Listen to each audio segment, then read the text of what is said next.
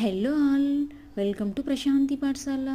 ఈరోజు నేను ఇన్స్టెంట్ గోంగూర పికిల్ చేసి చూపిస్తున్నాను. చాలా బాగుంటుంది. ముందుగా ఇక్కడ 2 పెద్ద గోంగూర కట్టలను తీసుకొని నీట్గా వాష్ చేసుకొని పక్కన పెట్టుకున్నాను. స్టవ్ వెలిగించుకొని బాండీ పెట్టుకొని వాష్ చేసుకున్న గోంగూరని ఉడికించుకుంటున్నాను. మూత పెట్టి 4-5 నిమిషాలు ఉడికించుకుందాము.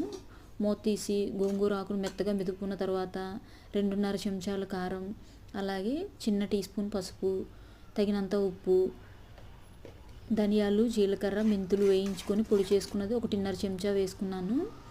3 సమానంగా వేసుకొని పొడి చేసుకోండి. చాలా బాగుంటుంది పౌడర్ వేయడం వల్ల. బాగా మిక్స్ చేసుకొని రిఫైన్డ్ ఆయిల్ కొద్దిగా పోస్తూ మెత్తగా గరిటెతో కలుపుతూ ఉన్నాము, తిప్పుకుంటూ. గోంగూర చూడండి మెత్తగా మెదిగింది కదా. ఈ టైంలో కొద్దిగా కరివేపాకు ఇష్టం ఉన్న వాళ్ళు వేసుకోండి.